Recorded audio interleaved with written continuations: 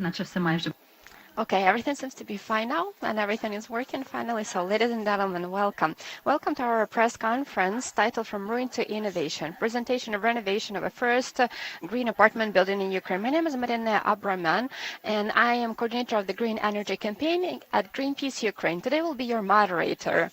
So, first and foremost, I would like to introduce our today's speakers. Oleksiy Ryabikin, Deputy Minister for Development of Communities and Territories of Ukraine, Yuriy Bova, Mayor of Trostyanets, Iryna Sukhodub, an expert in building modeling and green certification, IC consultant in Ukraine, and Böling, co-leader of the Green Recovery of Ukraine program, Greenpeace. Before we proceed with the main section of our press conference, I would like to spread the gratitude to the armed forces of Ukraine, all the male and female defenders, thanks to whom we can be here today, and thanks to whom all of this effort is possible. Thank you. So, today we have gathered here to present the first apartment building in Ukraine for whom the hot water and heating supply will be provided thanks to heat pumps exclusively. And a very important thing for the story is it is located only 35 kilometers from the border with Russia in Trostyanets, Sumy Oblast. This apartment building was occupied in 2022 and was almost completely destroyed by the enemy. Despite all of that, after the occupation, thanks to the plan that the city has assumed, it was renovated in a green way. We all want to have more such projects. And it is possible thanks to synergy and unified effort of all the stakeholders. Now, I'd like to give the floor to Oleksiy. We know that renovation of the apartment building was done by the Renovation and Infrastructure Service in Sumy Oblast. So could you please tell us whether green transformation is a strategic objective for your ministry and for Ukrainian authorities? Thank you so much. Thank you. Thank you for having me here. It is such a joy to be here during this briefing because it is directly related to the life quality, especially in the frontline territories that on the daily basis are attacked by the Russian aggression, by the drones. And Sumy Oblast is one of such frontline areas. And you know, Yuriy just said that I haven't yet visited Trostyanets, even though I visited Konotop already. I promise. I'll rectify my mistakes. I'll come visit you. Yuriy, Andrea, Iryna, Marina, it is a pleasure to be here with you. I think that the question that you have raised actually also contains a response in it, because Ukraine has already implemented the UN Sustainable Development Goals in its policies. And of course, green transformation, green energy transformation is one of the objectives that does not only pertain to renovation or restoration, but also pertains to development of Ukraine. In fact, if we're talking about frontline areas, we have to actually underscore the leadership assumed by Yuriy Bova and Trostyanets. The life goes on in these territories, and now we have amazing role models for other communities on how things should be done. It starts with strategic planning, proper goal setting, and later on, it results in very concrete examples. And of course, it also allows to provide people with better services, the residents with better services. Why am I talking about services? Because the Charter of Local Governance mentions good quality service to the residents of communities, because this demonstrates whether the community is capable or not. All of us live in communities. All of us want to have good roads, have good utilities, good education, good administrative and other services. And that is why you have raised a very important question, and we have to look at it from different angles. You know, today at this briefing, we will be talking about the fruit of proper decisions. But I believe that another important thing to talk about is to properly define the challenge, to collect data, and to plan everything in a qualitative way. I would like to say that Ministry for Development of Communities and Territories of Ukraine, when it comes to strategic planning of development, we paid a lot of attention to that. And we did it for a reason. We are headed towards the European Union. And there is an entire chapter that is dedicated to using structural tools. This is chapter 22. And in accordance with that, the national legislation was also screened to see how well it complies with the EU acquis. And this is precisely why we focus so much on strategic planning. Strategies that do not have clear indicators to rely on, do not have any timeline or the cost, are not strategies. These are just some academic papers, theory, assumptions, if I may. I believe that the results that we see presently in Trostyanets demonstrate that this is one of the first settlements that has completely reconsidered strategic planning. Now, 95% of communities are also going through the similar process. There are 22 regional development strategies. They have been updated this year. Why does that matter, you may ask? It matters because this year we connect strategic planning with resources. And basically we're talking about reforming the public resources and investment management. Because before we couldn't afford ourselves the luxury of building something expensive.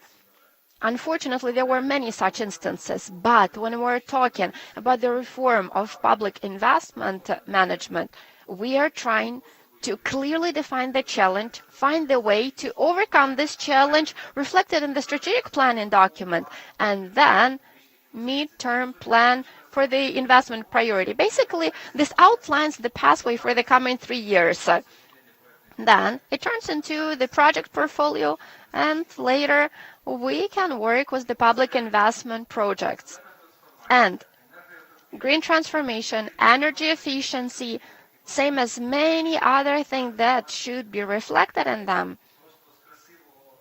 should not be simply lofty words. They should be very concrete and precise areas for investment, very tangible projects. And Trostyanets already did it, even before the reform was fully implemented. They are already using it. And our assignment at the ministry in the future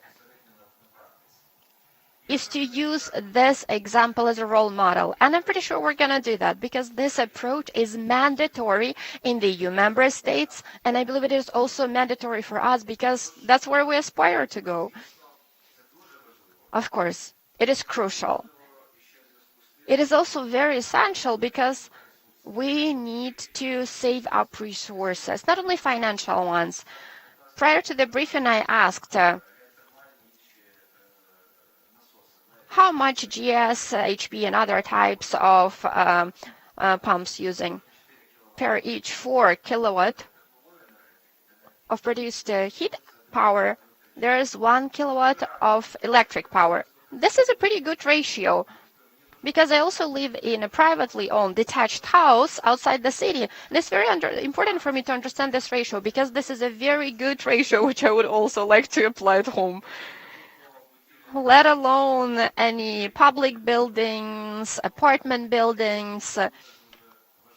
It is truly essential. What else would I like to add? Of course, housing policy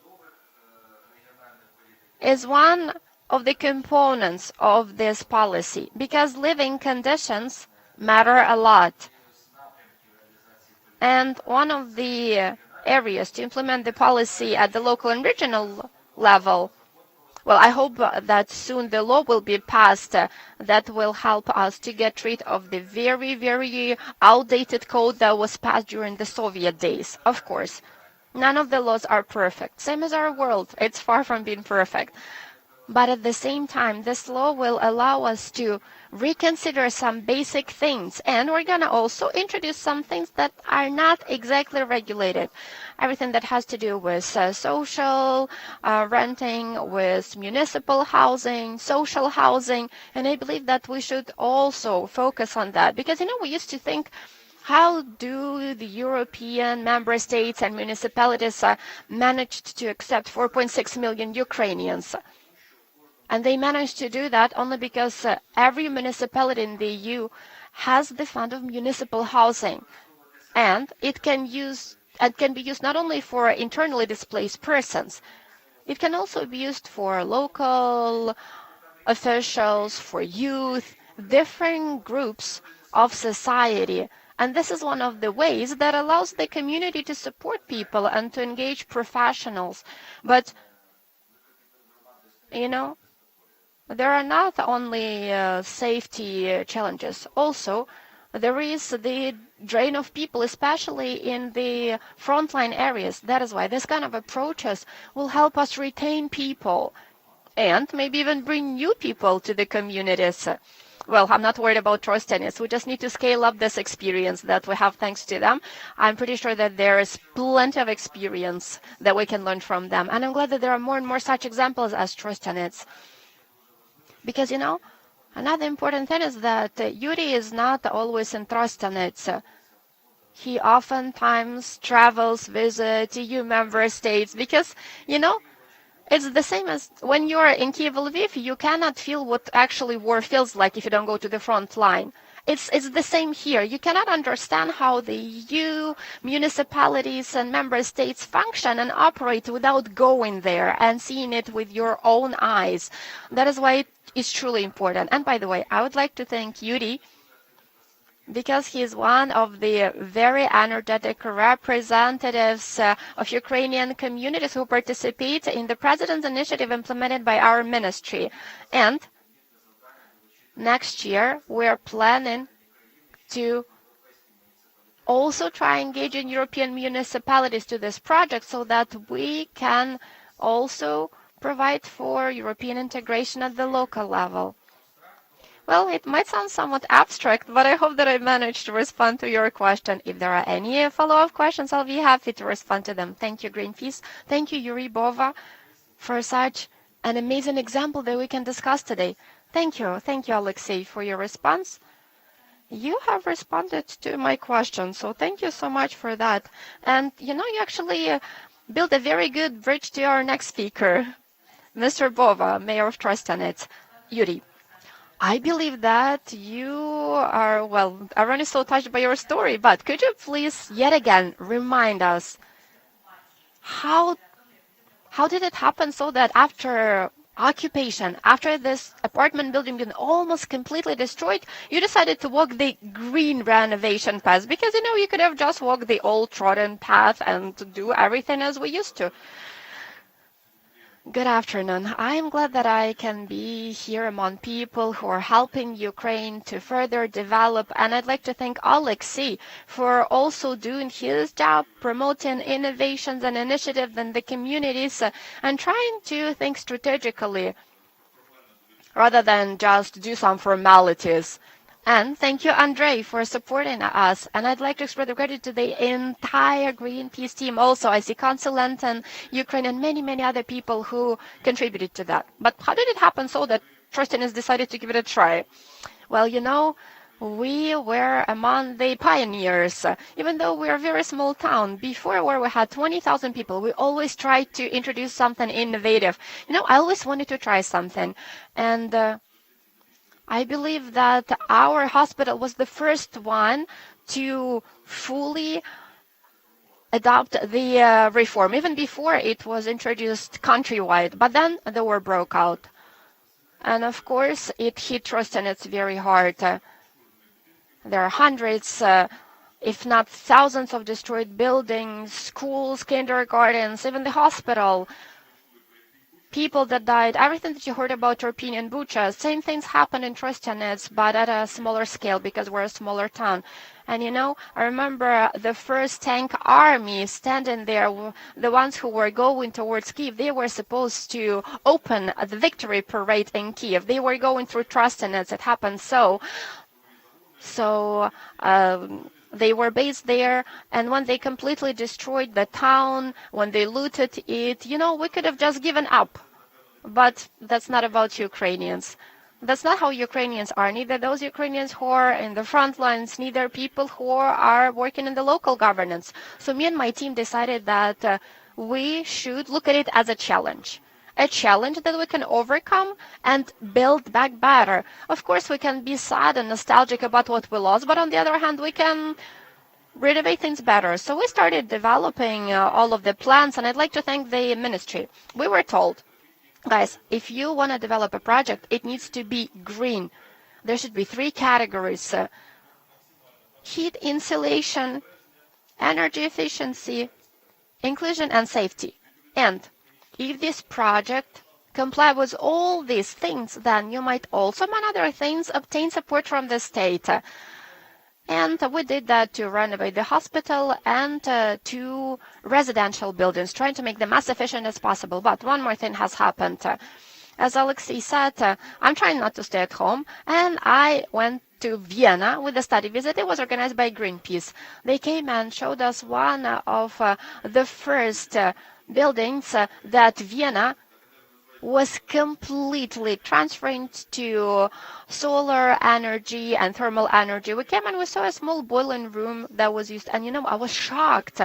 And when we saw the figures, the utility bills, that it's cheaper for a person to pay these utility bills, we realized that it is also easier to maintain. It is not the same as the boiling room that we're using, because now Trostyanets is using 460,000 of cubic meters of wood, lots of gas, and many other resources. This used to be normal in the 20th century, but now we need to think about something different. And we decided, well, maybe we can do things better. And maybe we can take one of the residential buildings and make it completely energy independent. And that will allow us to show how other towns and cities can be renovated. And do all of that thanks to the cooperation with international partners. And I'd like to express my heartfelt gratitude once again. And I met Andrei in Böling. We talked, and we decided to give it a try and involve one of the residential buildings in the strategy. So we developed the first master plan. It was approved together with IC consulent, and thank you so much. We had experts all the way from Canada and Australia who were planning, waste management, logistics, everything, including energy efficiency of residential buildings. So we have PV panels that are supposed to be installed on residential buildings and municipal companies by 2050. So, this was the first step to start it. And this project is an amazing embodiment of the state's policy, the president's policy, and the people's willingness to have cheaper energy for their houses, and the Europe-wide practice of green renovation that is environmentally friendly. So, of course, to implement such projects in various areas, and we're also now planning to do the same with school and kindergarten in 2026. We actually have already allocated some money in the budget to develop the project. We understand that it's not that scary. It's the same as, back in the day when people were installing PV panels, everyone was so scared because it was something new. But now we know that we can actually switch all of the buildings into solar power. And geothermal power also turned out to be a very cool thing. I just talked to some grannies a few days back. And just imagine, they don't have anything. They lost all of their belongings, and it burned down in that apartment building that the Russians were shelling.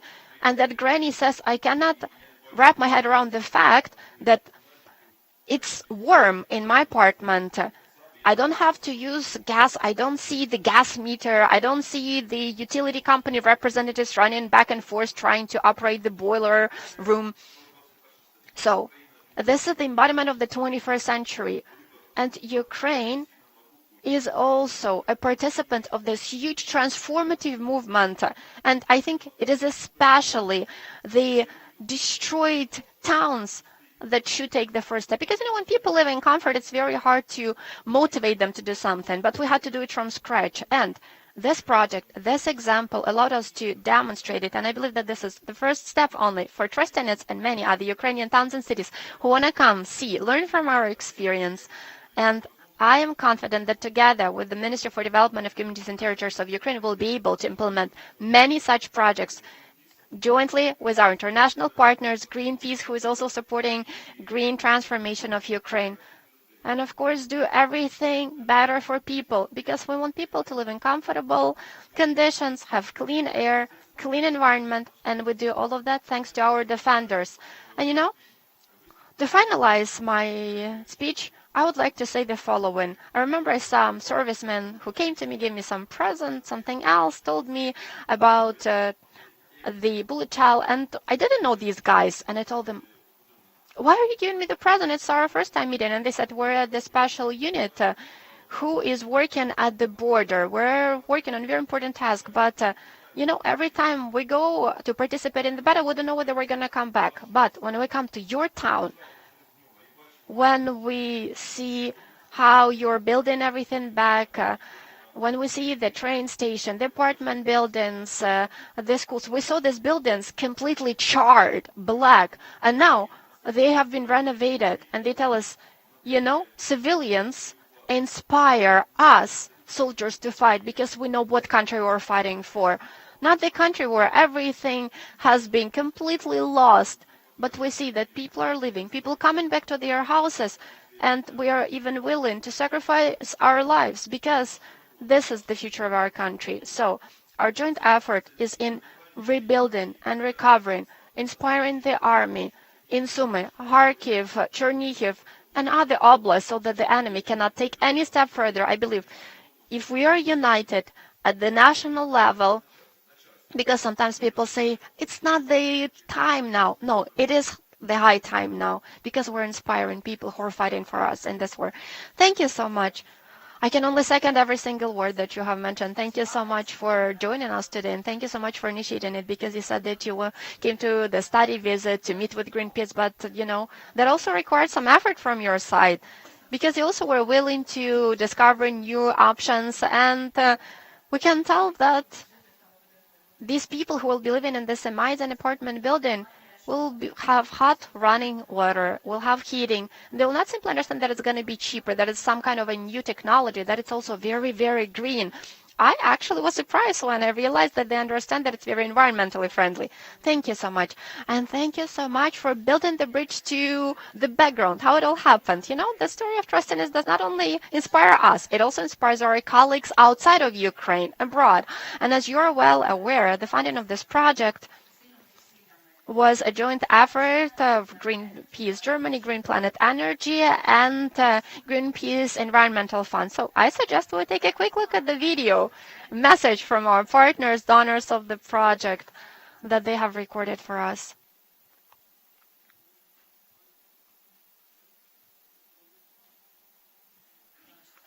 Give me a second. Let us take the sound. Dear friends, I'm so delighted to have the opportunity to address your meeting today. This project you are celebrating today is not only a technical one. It's a project at the front line between peace and war and dependence and independence from fossil fuels. And the fossil fuels drives us into dependence, drives us into autocracies from war makers, and that must end. So with this project, you can help so many people to become independent from fossil fuels and to rely on independent, decentralized renewable energies in your region, in your houses. And that's a moment to celebrate. And we are so grateful as Greenpeace that we are part of an impressive number of project partners here. And we are so grateful for your work, your determination, and your belief in a peaceful future. Thank you very much. Dear guests of this press conference, we are pleased to share a few words with you today. This project especially is close to our hearts at Green Planet Energy.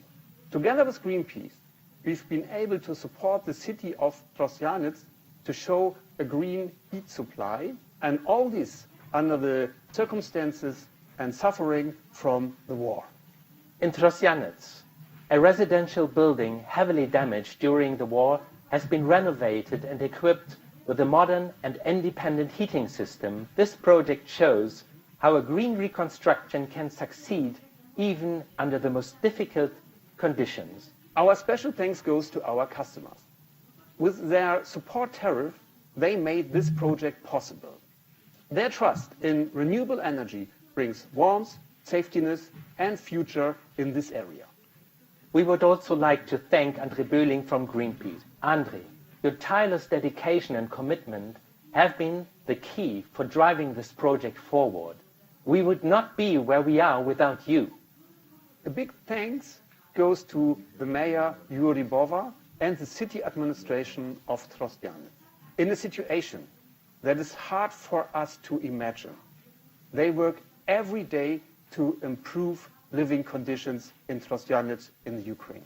And of course, we want to thank all the experts, the teams on the ground, the partner organizations, and all supporters. Together they show that a safe, resilient, and peaceful future is renewable. Thank you very much.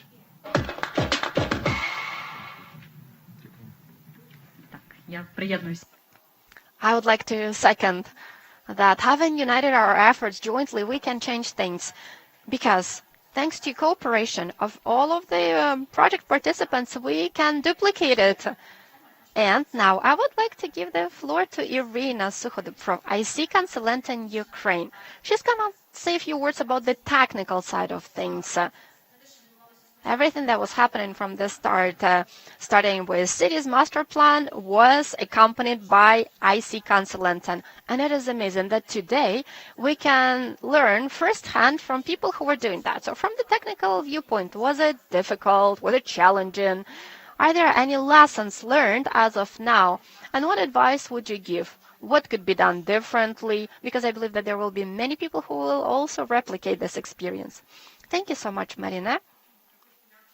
I would like to also express my gratitude to Yuriy for your trust, for letting us to develop this master plan and implement the project in this apartment building. I'd like to thank colleagues from Greenpeace for your contribution, assisting the town, as well as Ministry and Renovation Agency, who also helped us, who were not afraid of working in the frontline area. As I was already mentioning, Yuriy, in 2022,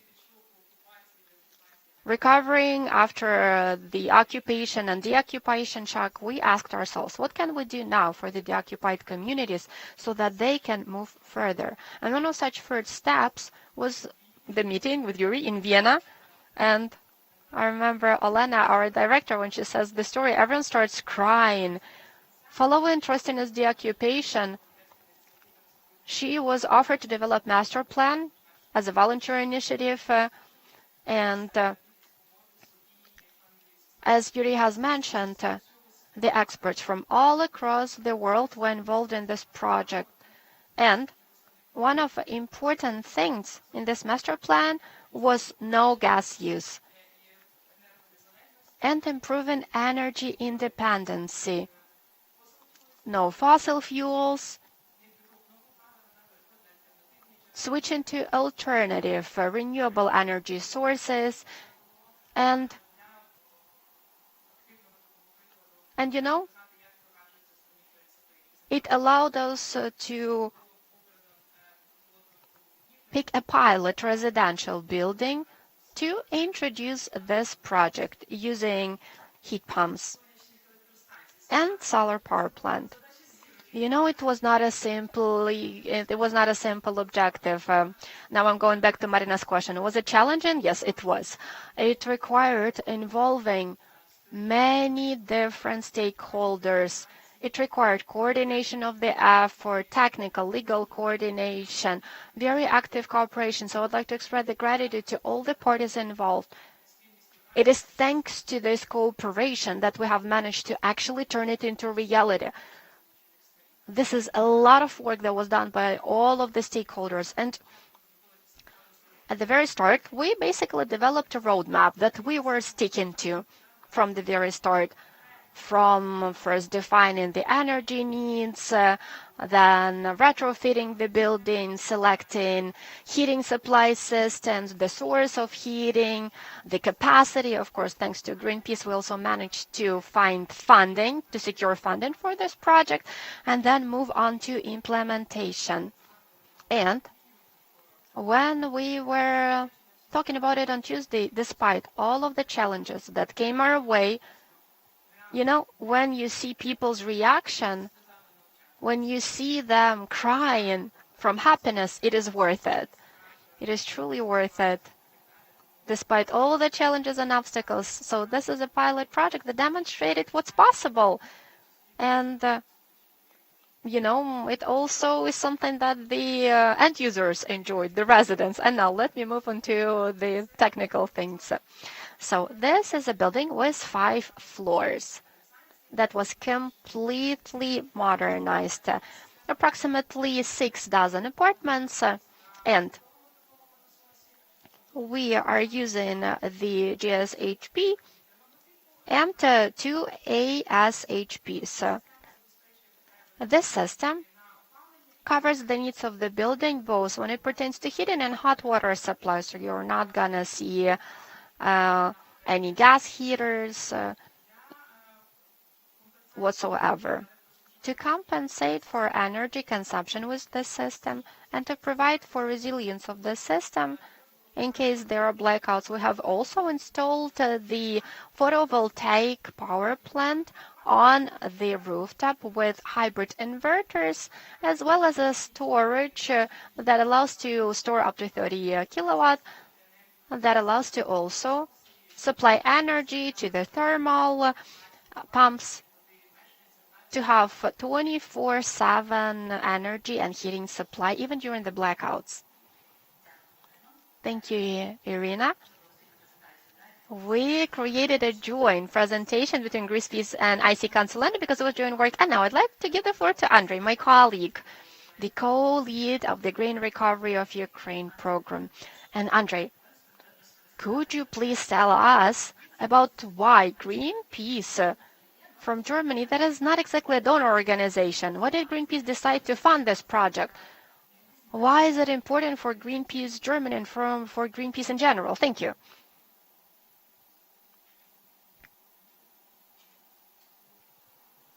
Thank you, Marine. Ladies and gentlemen, I'd just like to remind us about the goals of this project. Yes, we are an international organization looking for peace and environment protection, protecting the planet. And we have also history in Ukraine after the nuclear disaster of Chernobyl. There were many colleagues working in Ukraine and on nuclear safety. So this is a bit the start, and then we started about 3 years ago this project about greener reconstruction models in Ukraine to support them, to make them a norm in this country, because this is the future, this is our future about. And yeah, coming to the Trostyanets project, the idea was born after the first demonstration project we had presented in Horenka, which was about an ambulatory in Horenka. And then we were aiming for, let's say, the next level of a demonstration project. And then we were in touch with Yuriy and IC about this idea. And yeah, the idea is about demonstrating how renewable energy and heat pumps installation can become reality in multifamily residential houses in Trostyanets, but also in the whole country, actually. So I think the specific here is the private sector, multifamily residential buildings, because there are many programs already on public buildings and public support, but private sector is more difficult. Yeah, I will come to that. So, and this project consists of three elements, main elements. One is the realization of this demonstration project that we launched today, but there's still work to do. So we will follow up with a report on financing similar projects in Ukraine. So we want to develop a reinvestment program or subsidized scheme for the multifamily residential housing sector in Ukraine. And we will present that in the beginning of next year. And then, of course, we want to see multiplication effects. That's the idea of the project. Talking about the main challenges, and yeah, there were a lot of challenges, and there still are. And I think I don't exaggerate when I say that this is a true pioneer work project under extreme conditions. And this is not an easy one, even for Greenpeace, yeah, with our, let's say, expertise and capacities. It was a very challenging one. Why?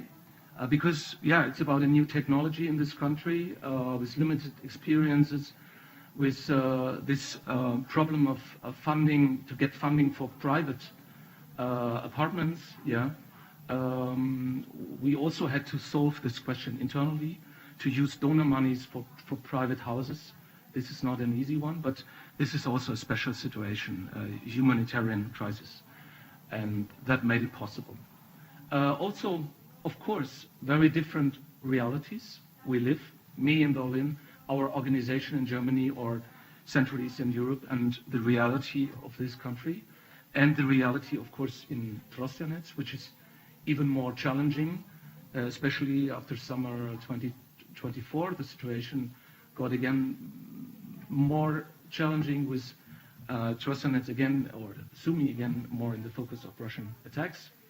But also there's the challenge of language, of legal systems, of the long distance. And actually, I made it this week to Trostyanets on Tuesday, and I can very much relate to Yuriy and what Iryna said.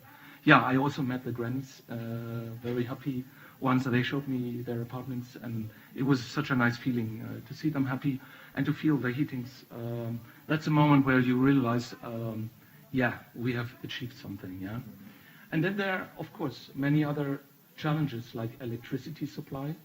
Russian attacks currently focus on energy infrastructure, and the war in general, all the security risks, all the risks for the workers, for all involved.